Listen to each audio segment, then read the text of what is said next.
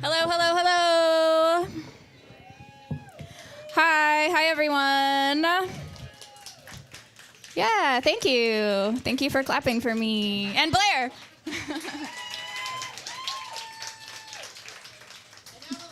And Emily. I came up here first, so. My name's Emily, and this is Blair. And we run Grown Up Storytime, which is why you're here tonight. So thank you very much for being here. Music. Yeah, can we get the music turned off at your convenience? Not a big hurry or anything, but the show's not starting this second, so. That's true. Yeah.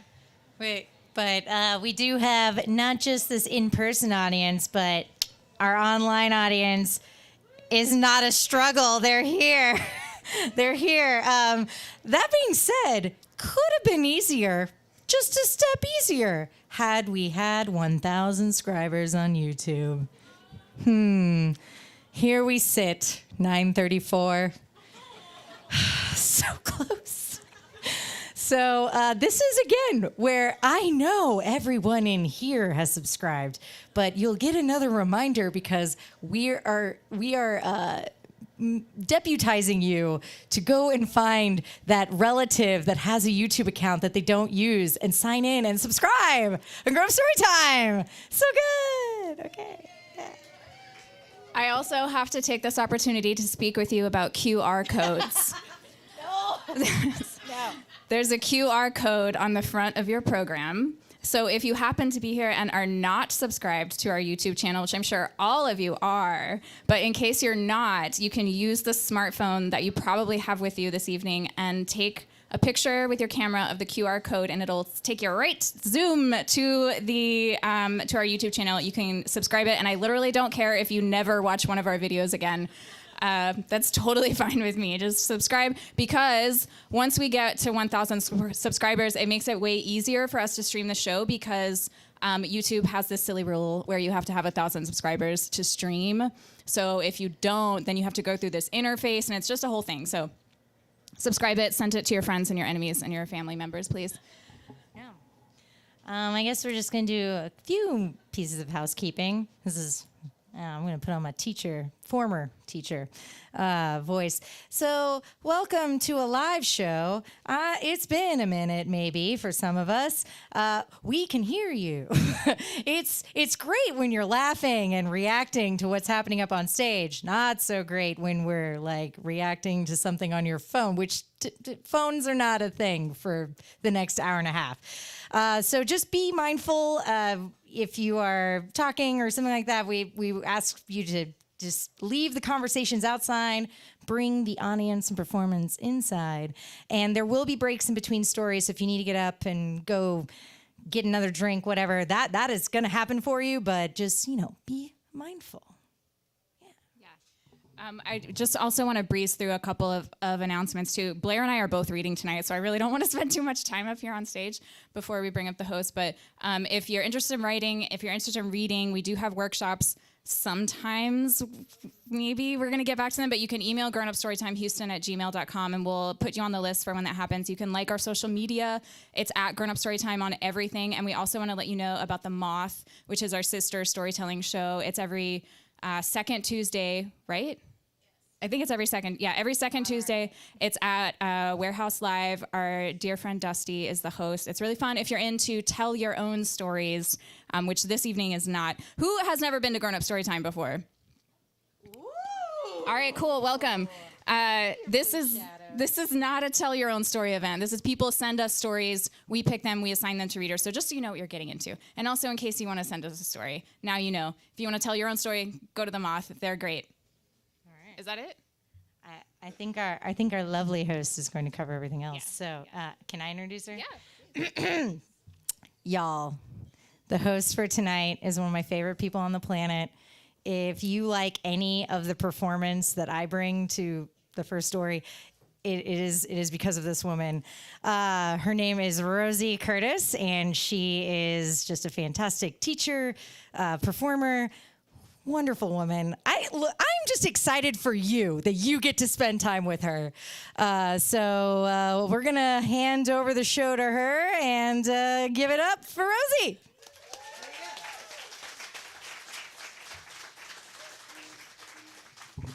Gosh, no pressure there at all, Blair. Hi, everybody. I'm so excited to be here. I have been a reader before, and I also submitted a story. This is my first time hosting. I know. I'm very excited, so be patient with me. But one thing they didn't say, which I'm going to say throughout the night, is tip your bartenders. Take care, or bartender, or tip everybody over there all night long, and you will have a great night. Emily and Blair have chosen some great stories tonight. I can't wait for you guys to hear them. And I'm gonna dive right in, if that's okay with you, because Blair is the reader for our first story. So our first story is called "We Will Never Die Alone," and it is written by Samantha Vacanti, and is performed by the fabulous Blair. She credits me, but Blair is a talent all to herself, and you're going to love this story. And much like I am a first-time host, Samantha is a first-time writer. Yeah. So give it up for Blair Alt. It's been so long. All right, I'm going to let you know that there is a chance for you to be in this story with me later on. There is a chant that will happen. If you know the chant already, I see you. I can't see you. There's just lights in my face. But I see you with my heart, and please join in. Otherwise, I will go slow. But really, chant your heart if you want to chant with us towards the end. So. You've been informed. We will never die alone, for Drew. When you hear the term juggalo, what comes to mind?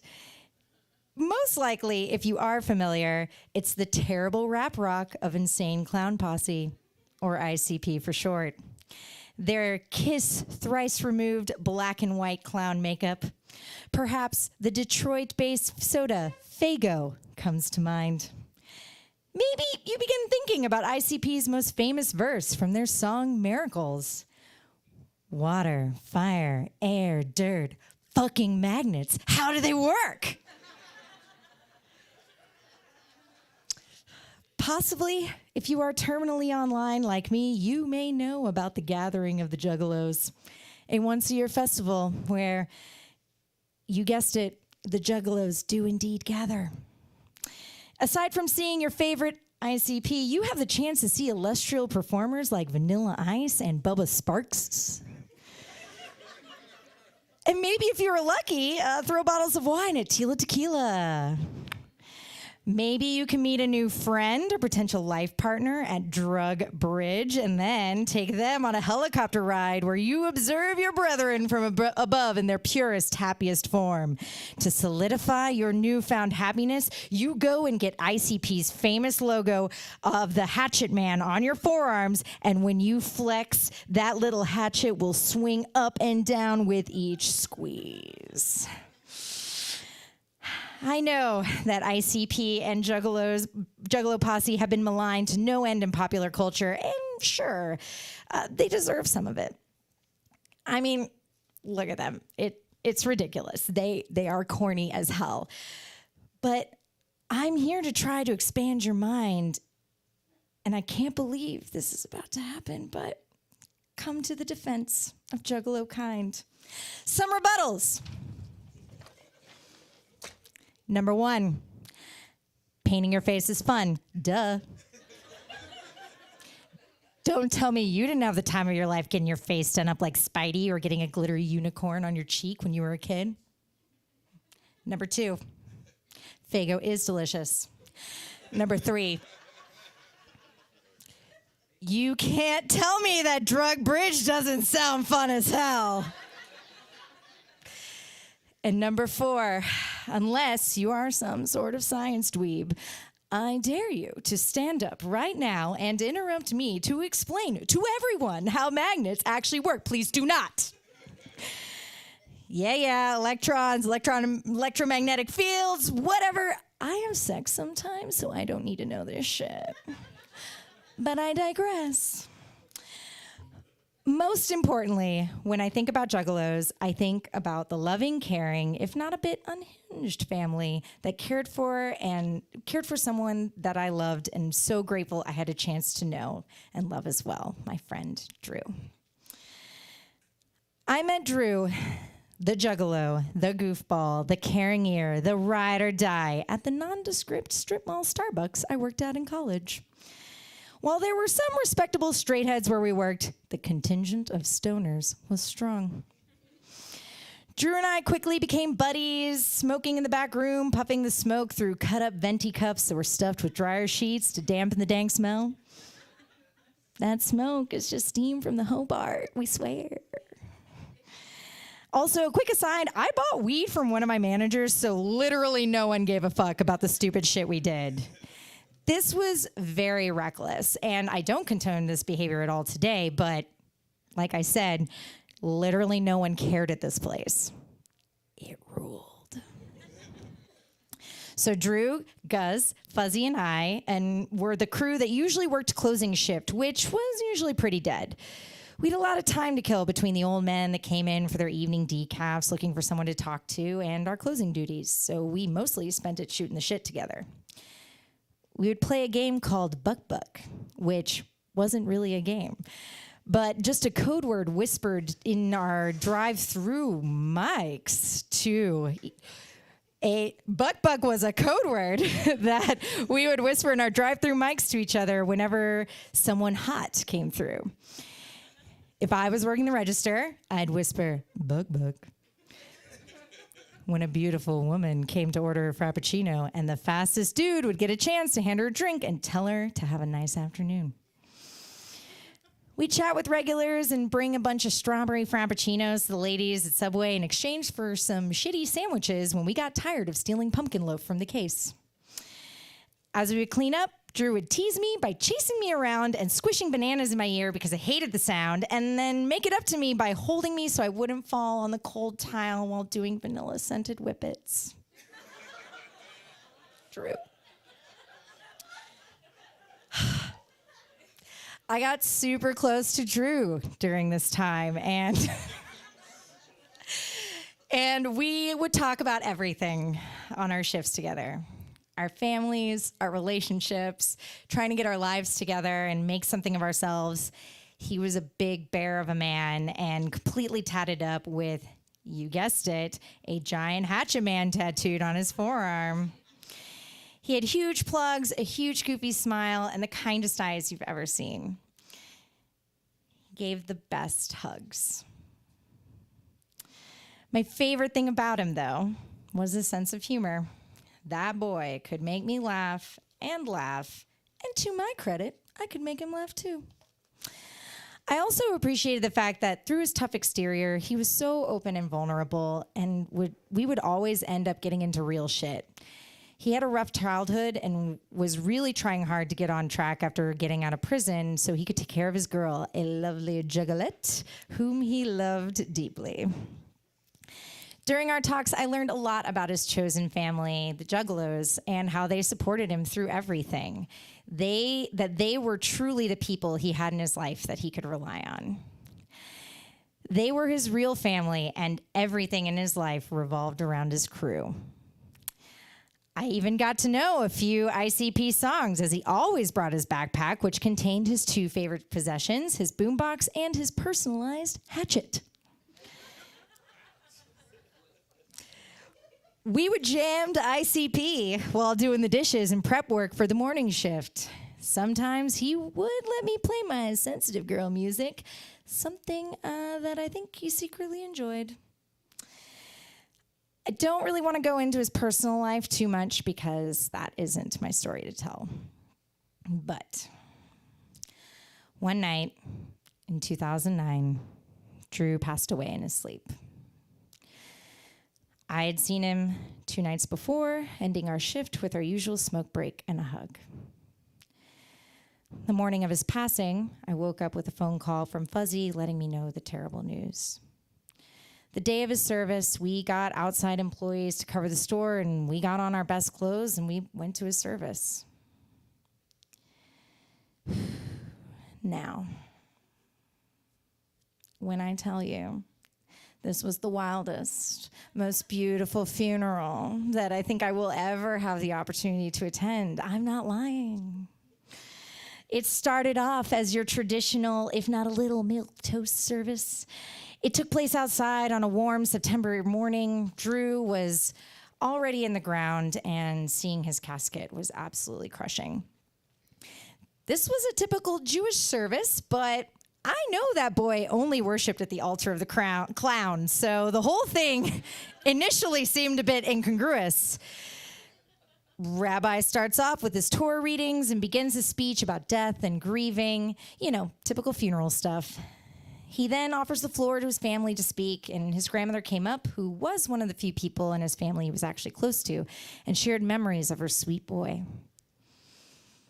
As she is talking, we start seeing figures start to emerge through the trees. Groups of juggalos in their full regalia, clown paint, jinkos, wallet change, the works, really dressed up for the occasion, start gathering around. A few come up and speak, and tears streaking their black and white makeup, exposing their skin underneath. While all this is happening, Drew's family and the rabbi have no idea what to do. They have lost complete control of this situation. And me and my friends are absolutely living for this moment. This is so how Drew would want to celebrate. As we start to notice that his best friends and girlfriend haven't arrived yet, we hear the boom and vibrations of cheap car stereo with the bass turned all the way up, blasting the quintessential ICP anthem, the Juggalo Chant. On repeat, we hear the verses. We will never die alone. Juggalos will carry on. Swing our hatchets if we must, each and every one of us. Okay. Violent J and Shaggy 2 Dope, hit us with your gut-wrenching and prescient shit on this terrible occasion. At this point, all decorum has gone out the window when we knew his real family had arrived. I watched a bright blue subcompact Chevy screech to a halt and double park in the middle of the parking lot. These were literal clowns in a clown car. Packed so full of juggalos, they were spilling out of the car, God's honest truth. They ran over the hill like wild folk, letting the music blast from their car in the distance. I spotted his bestie with Drew's hatchet slung over his shoulder. Yes! Of course he knew Drew needed to be buried with his hatchet. My mind flashed to the future archaeologist that would have some explanation of the big-boned warrior and his faithful weapon they had unearthed. They walked up and crouched at the edge of the hole in the ground, cigarettes dangling casually from their mouths, tears streaming from their stoned, bloodshot eyes, ruining their immaculately applied designs on their faces. At this point, the emotions were so heavy that everyone began to calm down, and the rabbi saw his opportunity to make his move and wrap this shit show up. As his friend dropped Drew's hatchet in his grave, the rabbi brought his shovels. He said, "We bury our loved ones because it is one final act of kindness that we can do that cannot be repaid. This represents real love, real gratitude for the life we are no longer graced with. So hand in hand, with juggalos, with befuddled relatives, we laid that beautiful, tender, fun-loving soul to rest all the while, chanting, we will never die alone. Juggalos will carry on. Swing our hatchets if we must, each and every one of us. We will never die alone. Juggalos will carry on. Swing our hatchets if we must, each and every one of us."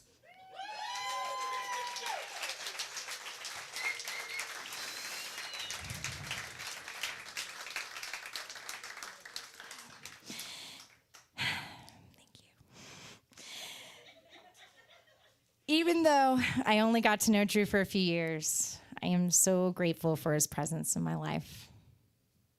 Now, go shotgun a beer and kiss someone cute tonight in Drew's honor. Juggalos out! Miss you, buddy.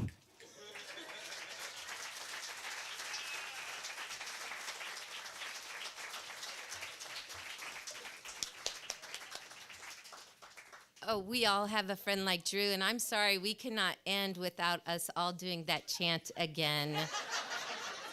I don't have it memorized yet, so help me out. We will never die alone. Gallows, swing your hatchets if... One more time. We will never die alone. Juggalos will carry on. Swing our hatchets if we must. Each and every one of us. Yes. I don't know Drew, but I feel like I do know him because we all have a Drew in our hearts. Ladies and gentlemen, 934 is an unacceptable number. So get that QR code because they said it works. Did we all try it yet? No. Thank you, Blair. That was amazing. And thank you for that beautiful story. Samantha, are you here? Yay! And to Drew. Cheers to Drew. Yay.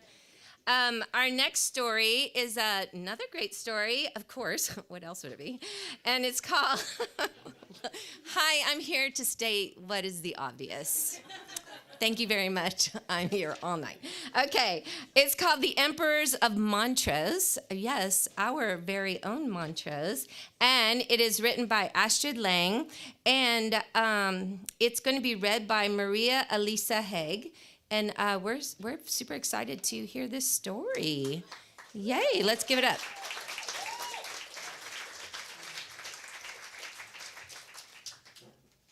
All right.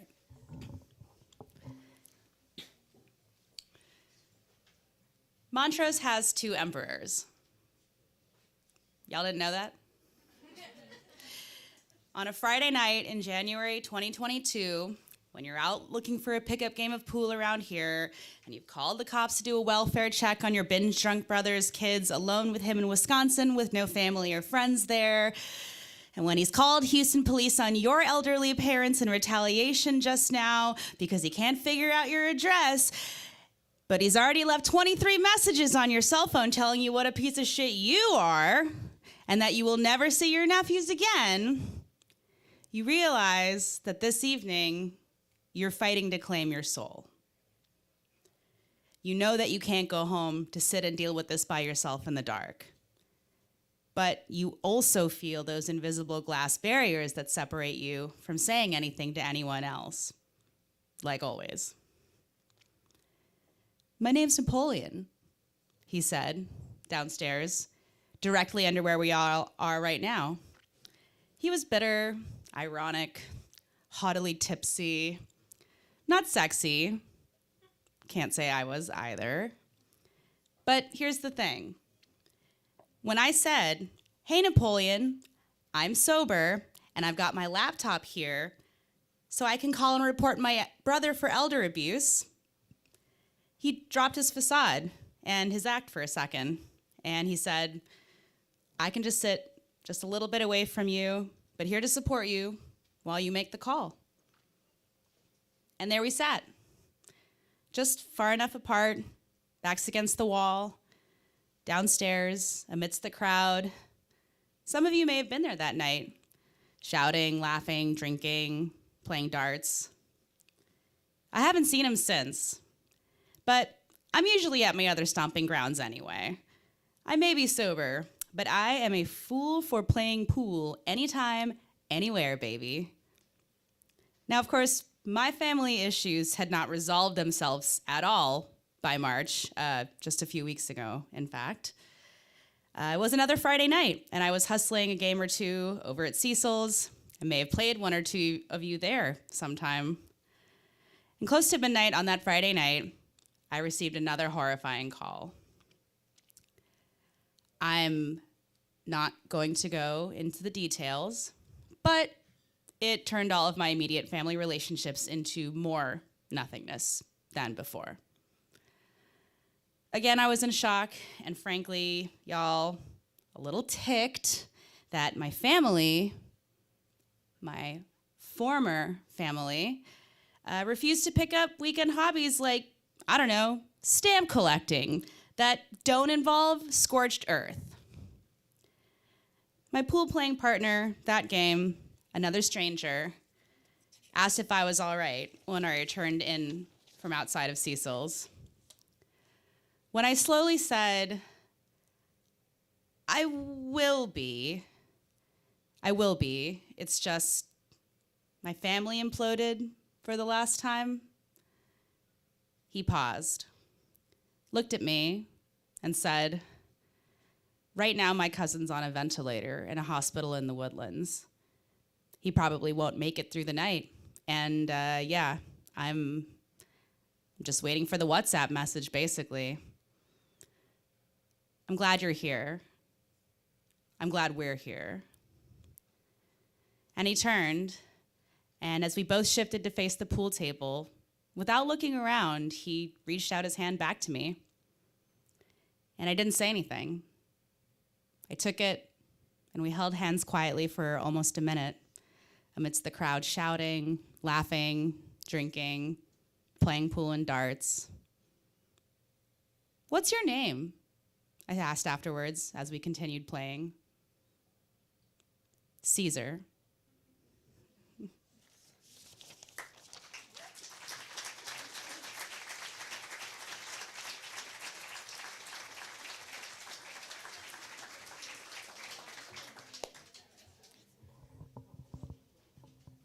It's why this grown-up story time is so important for people to be able to share stories like that. And thank you again, Blair and Emily, for letting me be a part of this. If you guys have stories that you want to share, thank you, Astrid, for that fabulous story too. Sorry.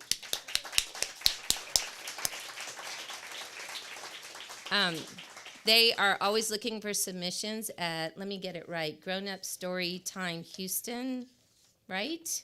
At gmail.com. And, you know, your story kind of reminded me, Astrid, when you said we held hands and everything, and us being in that pandemic and not being able to have that touch. I think we kind of forgot how important it is just to hang on to somebody when we need them. So thank you so much for that fabulous story.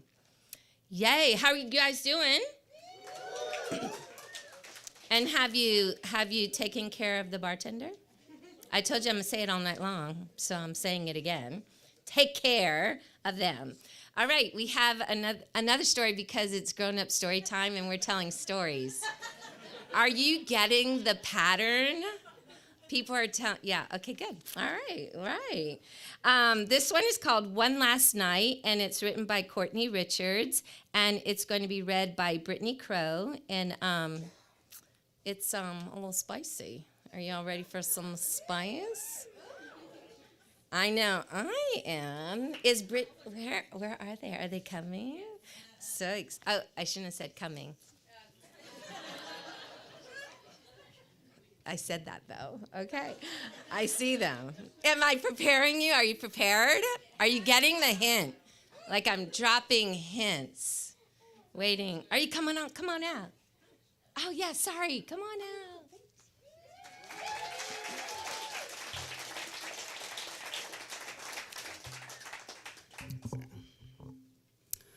Look, I want to make it clear that I'm writing this story from the comfort of a shared bed with my partner of several years. So if any of this feels familiar to you, just know it gets better. Except that I never got my maroon thong back, and you'll understand why I never forgiven myself. Dating in the mid-2000s was more like walking to someone in a doorway and stepping back and forth, side to side, trying to get past each other than anything that could be summed into a relationship. In 2016, I attempted to again find love, but ended up dating an alcoholic who couldn't get it up.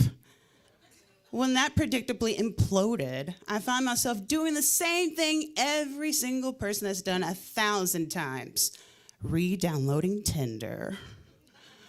Basically, on the first day, I swiped across Eric. Eric and I have known each other for years. He was married, and I don't fuck married men as a general rule.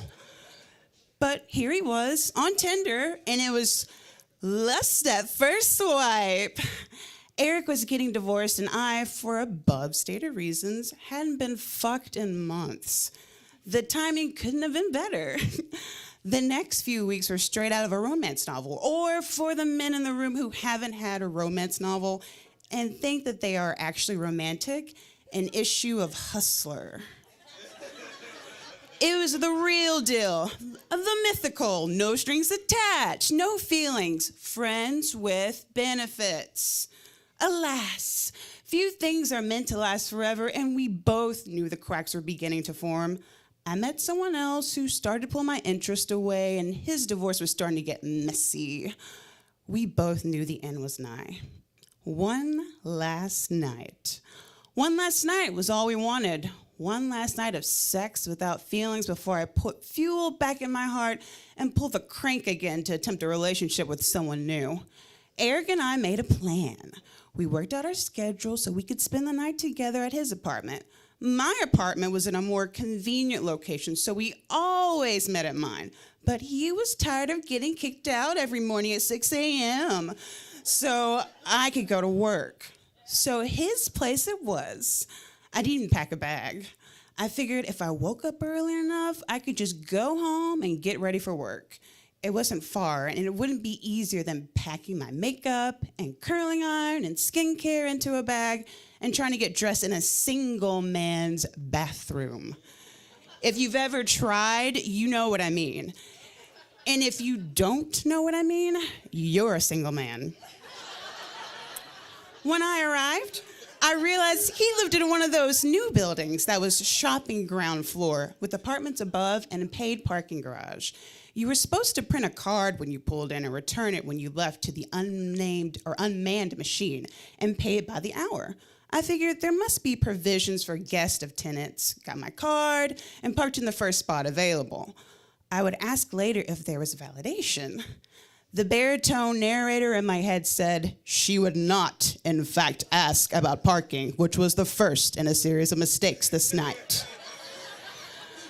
Eric met me at the elevator with a key fob that gave tenants across the floor gave the tenants across to their floor only. He met me at the bottom and we rode up together, wordlessly, walked down the concrete hallway, and barely heard the weighted door click behind us before we were naked, and there wasn't need for words. We had, after all, been exploring each other for weeks. Before I knew it, I was blindfolded, ass up in the bed, genuinely impressed by the fact that he might be the first man I've ever met who didn't have navy blue jersey sheets. Trying to get back into the moment, I listened for him. What was he doing? Digging in a drawer behind me? What was going to happen? We had an in-depth discussion about consent early on, and he knew I didn't like surprises. So what could this be? Suddenly it was quiet. Quiet enough that I knew he had left the room. I became very aware that my asshole was blowing in the wind from the unbalanced ceiling fan that was on high. What had been suspense was now confusion. I took the blindfold off.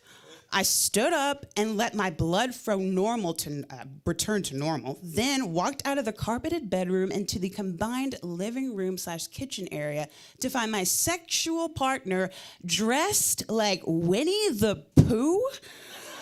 That's a shirt and nothing below, with just the bottom of the edge of his balls exposed. The sight of the whole thing distracted me for a few seconds from the fact that he was embroiled in an intense phone conversation. After putting his fingers to his lips to signal to be quiet, I added up that he was talking to his estranged wife. She was wailing loudly enough for me to hear from across the room, and he turned away from me to continue to console her, like a husband would. The baritone narrator spoke again. In this moment, she realized separated and divorced were vastly different things. I didn't know what to do. My vagina was suddenly drier than those 12 raw almonds someone at Cosmo decided was a good snack. I wanted everything off of me. I walked back into the bedroom and decided to shower. I could go home already, clean, and sleep this off in my own bed. I heated the water and stepped in. It was a 3-sided door shower, so I could still see everything when he walked back into the bedroom, now off the phone. Maybe it was the rising steam from the shower, but I could have sworn he had tears on his face. He left me alone in the shower. I assumed he knew the jig was up. My plan was to step out, dry off, put on the clothes I came in, or maybe still a hoodie, and leave politely without much fanfare.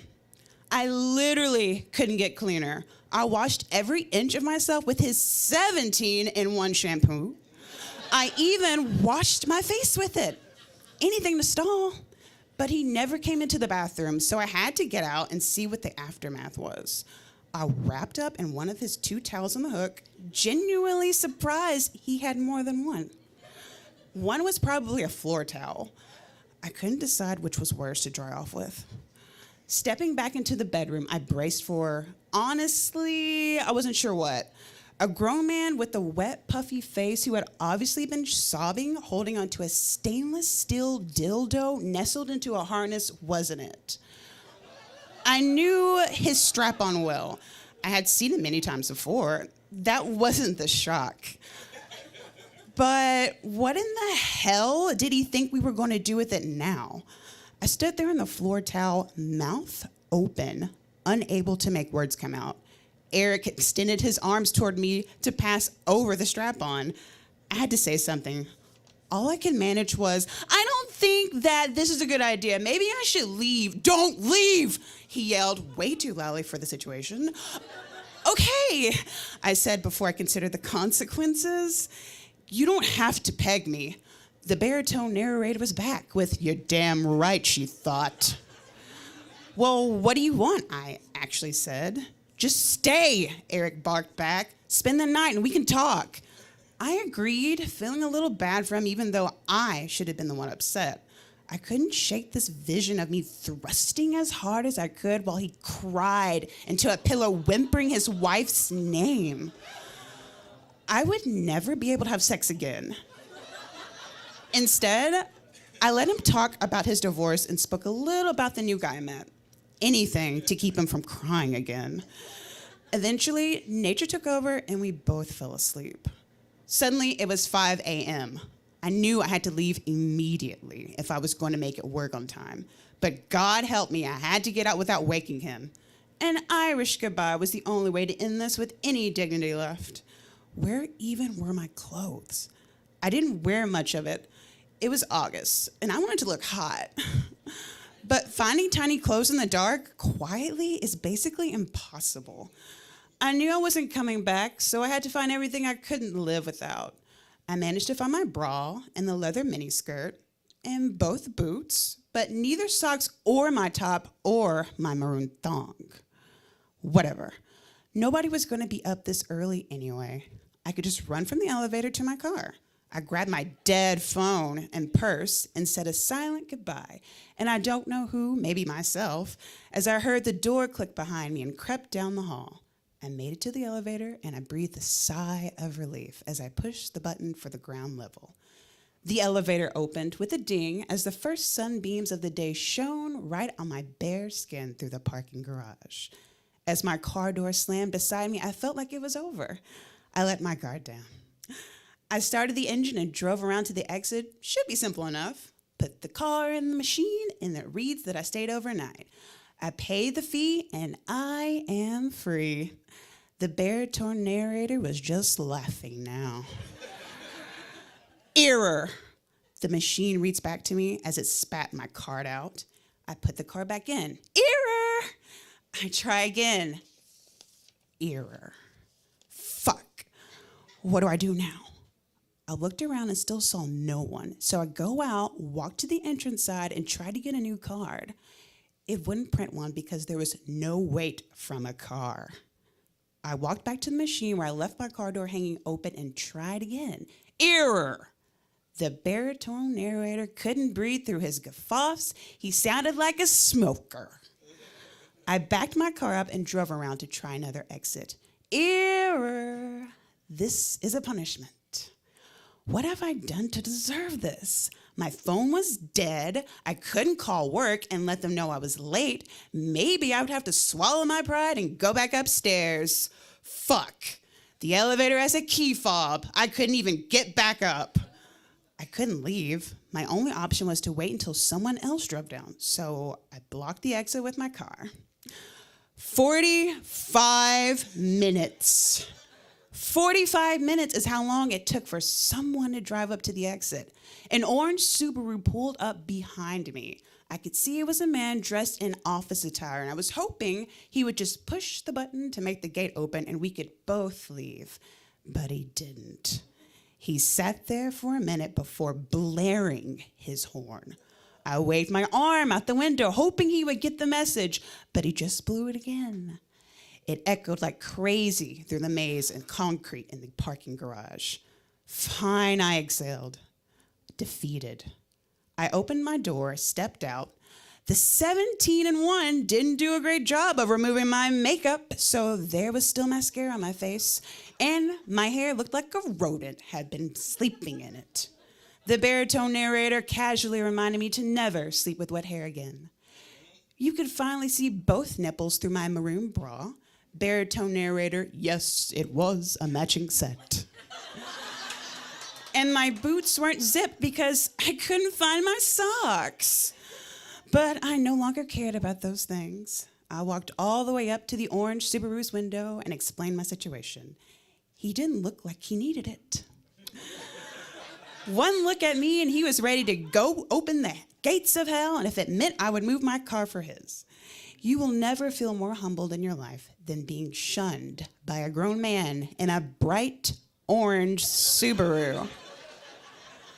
And just like that, the gate opened. I returned to my car and put it in gear. The sun was fully up now, and I drove through the quiet streets of Montrose. Fuck, I'm late for work.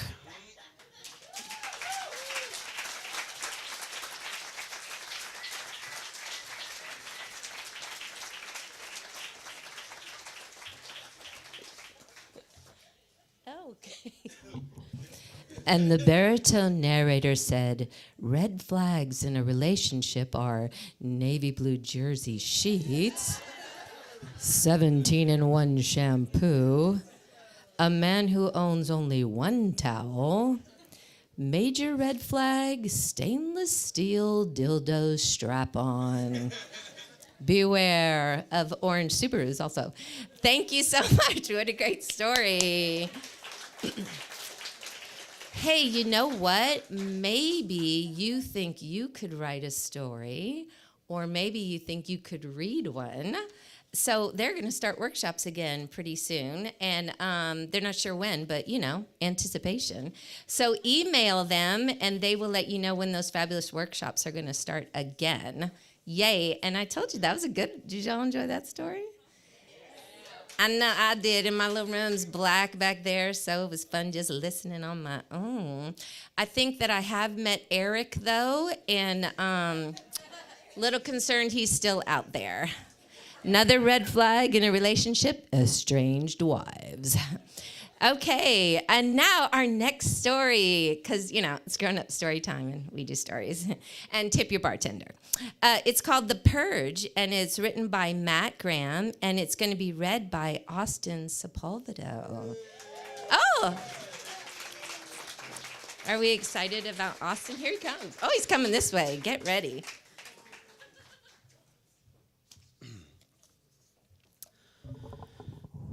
The Purge by Matt Graham.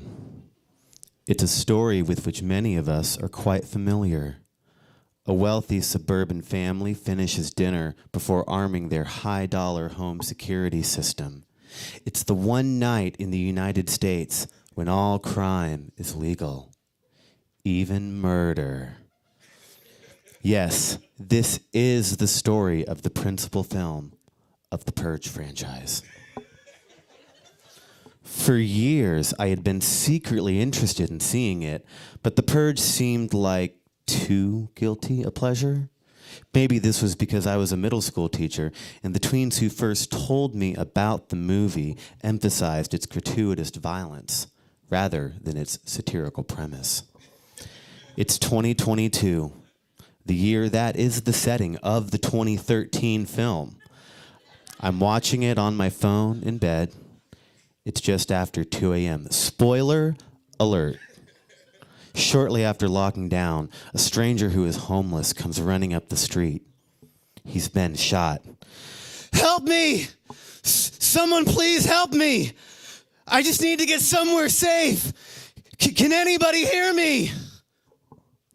His soon-to-be executioners, affluent white college students, are hot on his heels when the youngest child of the aforementioned wealthy suburban family lets the stranger inside. On screen, the stranger is hidden in a closet. He's trying to be as quiet as possible. His mouth isn't moving, but the cries for help continue. But they are no longer urgent, painful screams. They're tired, disappointed groans. Help me. Come on, somebody. Is something wrong with my phone? Is the audio not syncing with the video? I pause the movie. The voice keeps going, and I realize it's not coming from my phone. It's coming through my bedroom window from the street below. Come on, help me. Somebody take me to the hospital. Somebody call 911. Help, come on. I look outside and see a man with a gray beard, crumpled on the sidewalk, rocking back and forth. He looks and sounds drunk. The man stands and stumbles toward my neighbor's house, collapsing into their rose bushes. He gets up again and repeats his pleas into their smart doorbell. I decide he's definitely hurt. What if he dies out there while I passively watch? I start getting dressed. I've just completed first aid and CPR training. Isn't there a law or something? Can I be held responsible if I don't provide care? I log on to my neighborhood Facebook group to see if people are discussing the situation outside. Nothing. I'm halfway down the stairs when the doorbell rings. Now, remember, at this point in my life, I don't know how the purge ends. I'm not feeling optimistic that it's going to end well, so there's no way I'm opening the door for this guy. Instead, I go out the back door, cross the street, and stroll up the sidewalk like an innocent passerby. He sees me and approaches. Hey, can you drive me to the hospital? Skeptical, I keep my distance. What happened? Have you been drinking? I fell off my skateboard. Oh yeah? Where's your skateboard? Over there. We start walking down opposite sides of the street. I feel proud of myself. I know how to take care of things. None of my other neighbors are out here. They'll respect me for killing the commotion and showing this guy some compassion. We keep walking.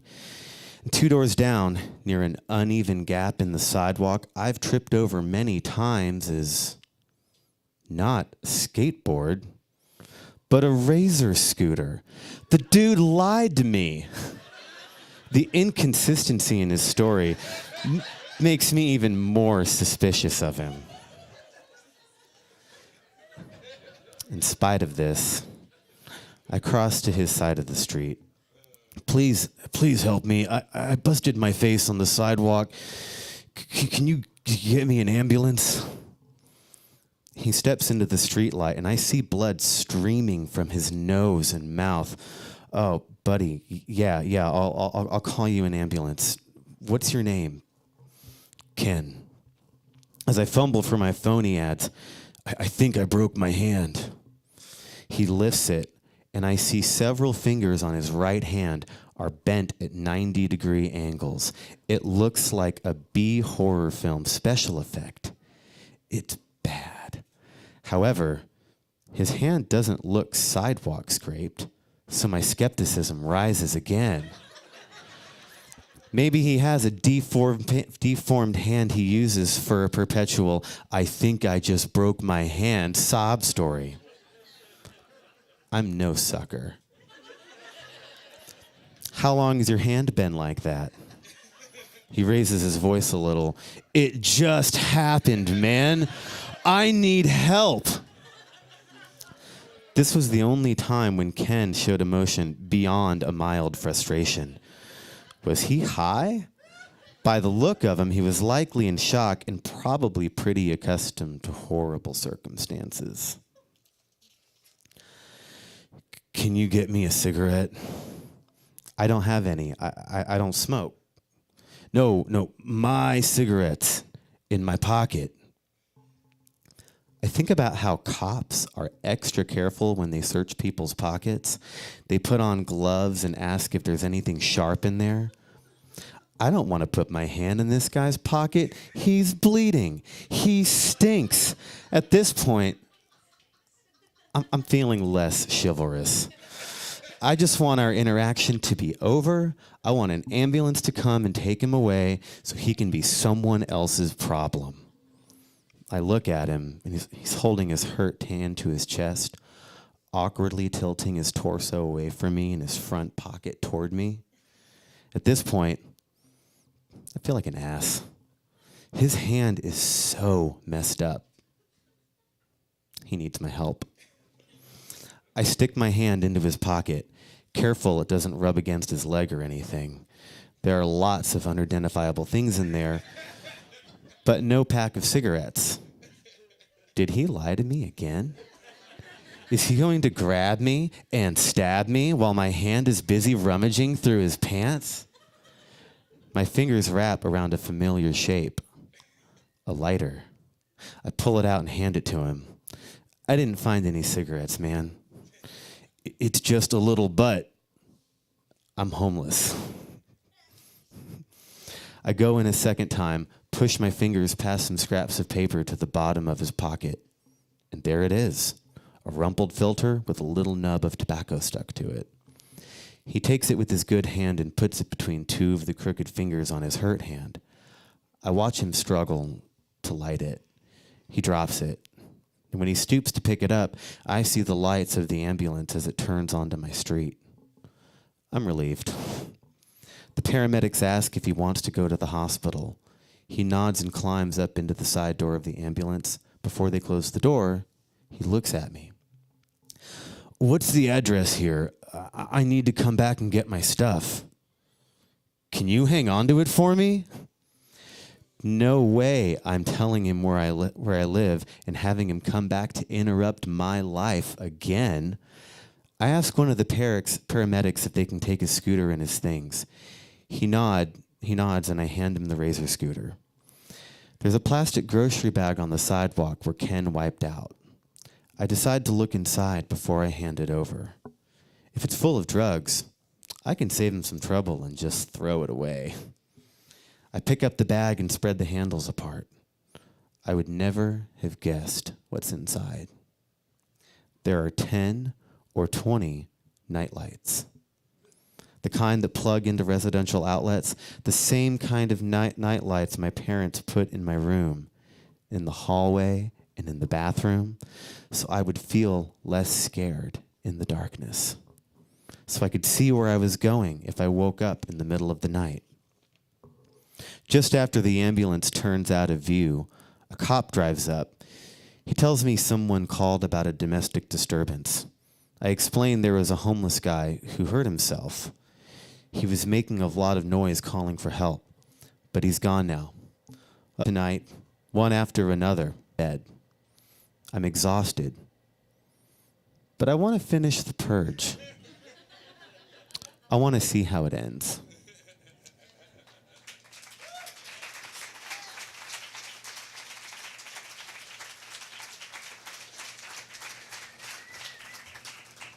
Oh, that's not enough. Come on.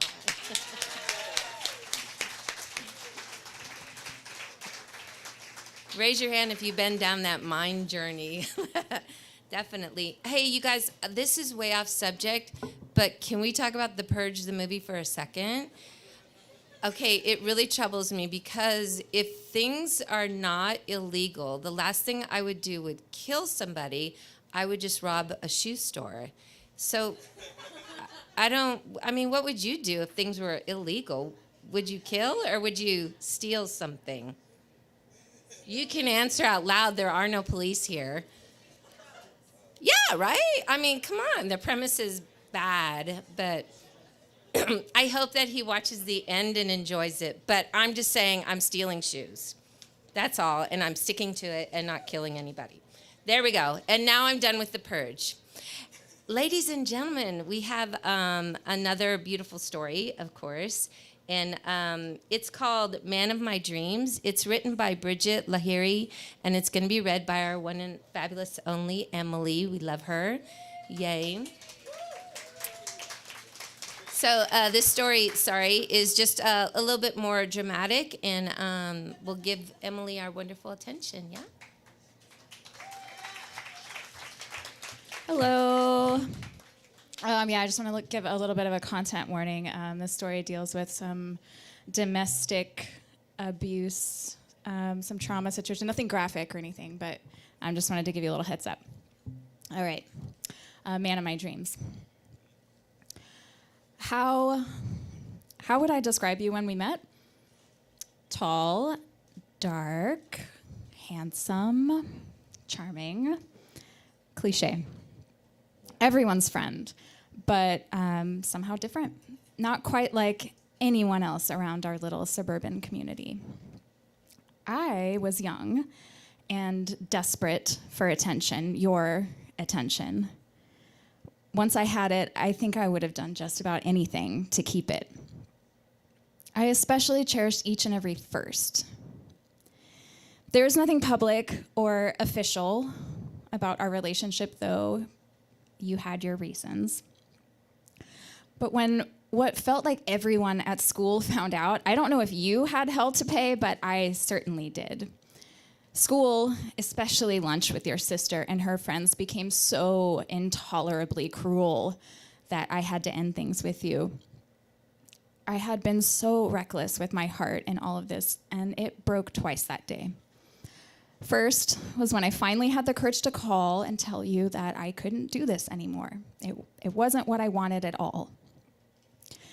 You told me you wanted to talk in person, and I so desperately wanted the comfort of seeing you. That afternoon, at the dead end of an abandoned street, you broke my heart and changed my life forever. I spent the next 10 years lying, denying, and explaining to myself what really happened that day. For many of those years, we didn't speak or see each other much, but one fateful day, you appeared on Facebook. I was incredibly irritated by your friend request, followed by weeks of you lurking and liking every post of mine, but I was also curious. I reached out to try and understand what exactly was the fuck. We had several conversations over the next few days. You seemed different, more open than before. The more we talked, the more things from our past made sense, where I had always only felt confusion. Finally, I had some explanations for the things we'd been too immature to understand or discuss when we were really still just kids. Everything clicked for us. It was kind of perfect. A year later, I married the man of my dreams. Every partner has their quirks, their fears, their preferences, right? But love is patient and love is kind, they say. You set an early precedent of snooping through my things. Journals, photos, phone, whatever you found. And you chose to blame me for your hurt feelings about my past that you were not a part of. You proudly displayed classic red flags like no one else could ever love you as much as I do. And the very confusing accusations of cheating when I was visiting my best friend. Honestly, do you think I would waste my rare and precious best friend time hooking up with strangers? Surely, those were just your quirks and fears and preferences. Despite all of this, there were plenty of good days, good years, and issues I could tolerate one at a time. However, as problems seemed to multiply and overlap, I was in constant fear of upsetting you, of disappointing you, even just not answering your calls when I was at work or in the shower. After 7 years of thinking I had dedicated my life to loving you, something clicked. I had actually relegated myself to a lifetime of your abuse. No one will ever know all the ways you hurt me, betrayed me, and broke me. I'm left wondering if you ever loved me, if you were even capable. I am left with 1,000 questions that may never be answered, perhaps for the best. I stand here on the other side stronger, not because of you, but because of me and the incredible people who were by my side while I picked up each shattered piece of myself and made something better than you will ever deserve. You were the man of my dreams, and now you hold your place only in my harshest nightmares. 3 years after I fought for my dignity and sanity in our divorce, 10 years after we said our vows, and 21 years after you robbed me of my bodily autonomy. I still wake up afraid, but I also wake up free. Thank you.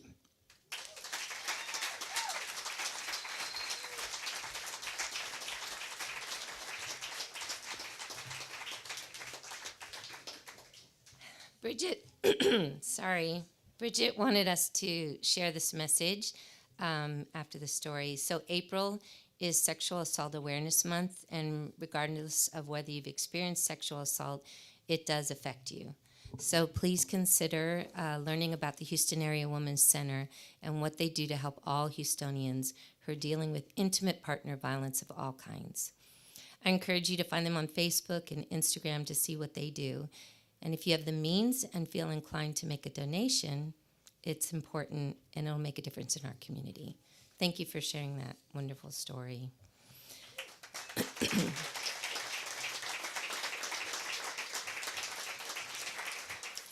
You know, this is why I admire Emily and Blair so much, because yeah, we have a lot of fun, but there's also beautiful stories that really make a difference, and you guys are doing a great thing sharing these stories and bringing them to life, and applause for them, yeah?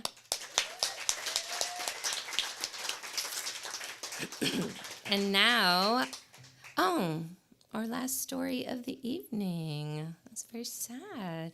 Say aw. This is a test. Do you remember the chant at the beginning? Yeah. Oh, yeah? Let me hear it. You don't remember it. That means, hopefully, you don't remember it because you have been visiting over there and you've been leaving a lot of tips over there. Yes? Okay. All right. So, ladies and gentlemen, our last story is called He Did It His Way, written by the fabulous Mona Malone and read by Kalina Anderson. And I'm assured that you are going to have a great time with this story. All right.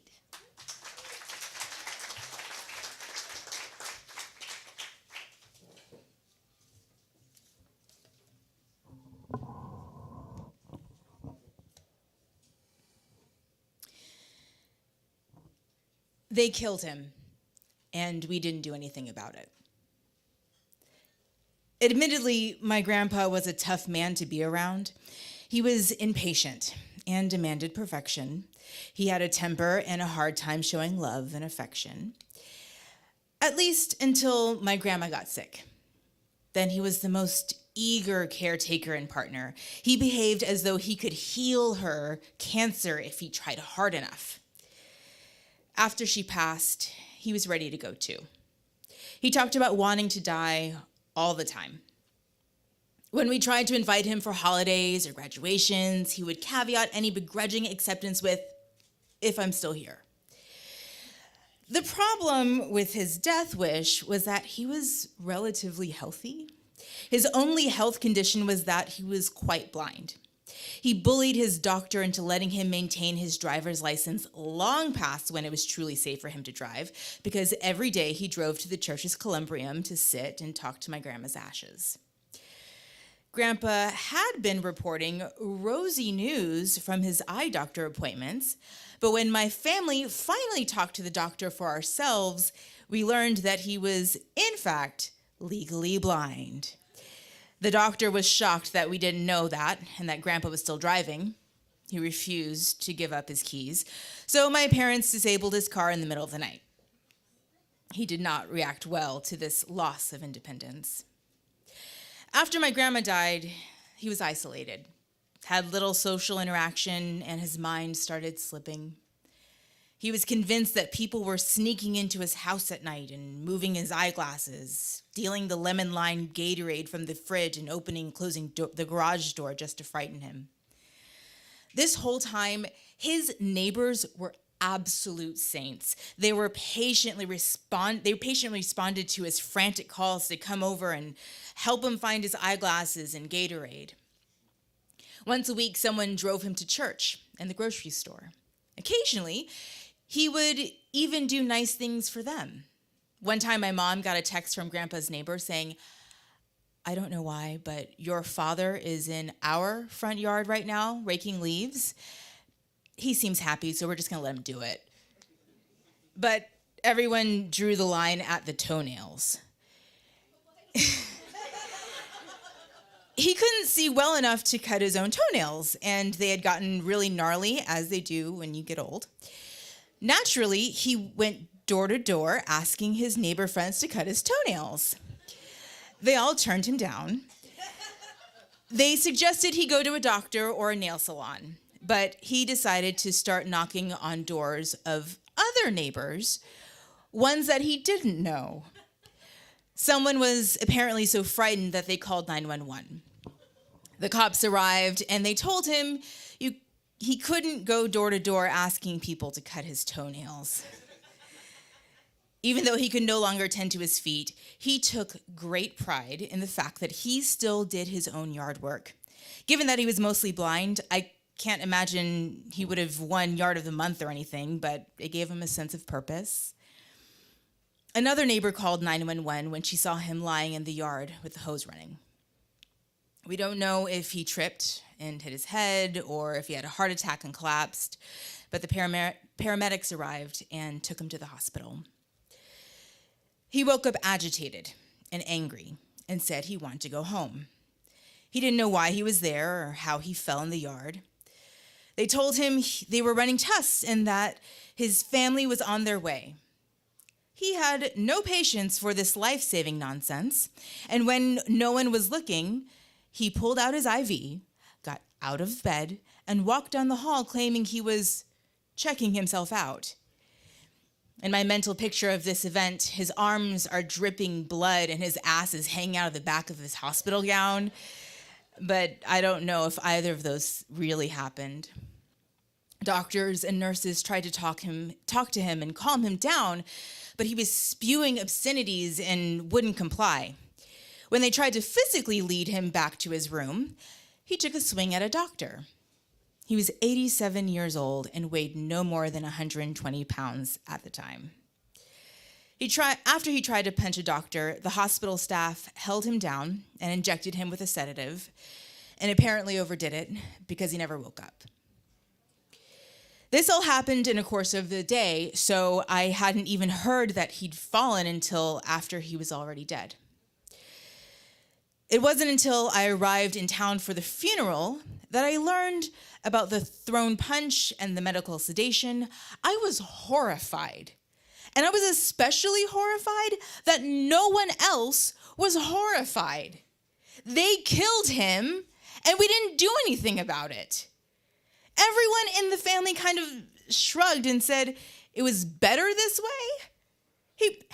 He probably would have survived if it weren't for the sedative, but this fall would have been the end of his independent living.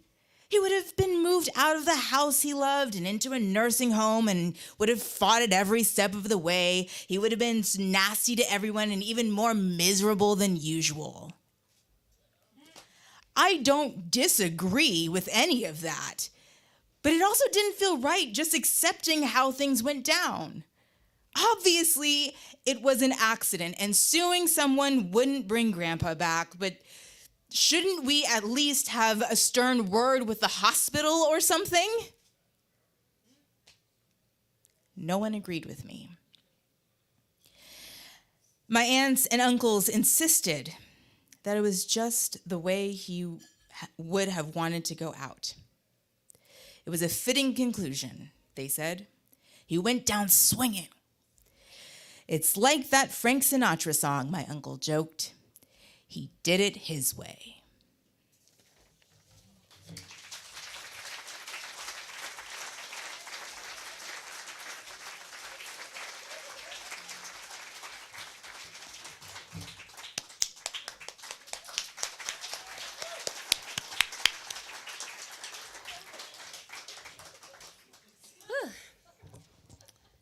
That one hit a little close to home. Excuse me, sorry.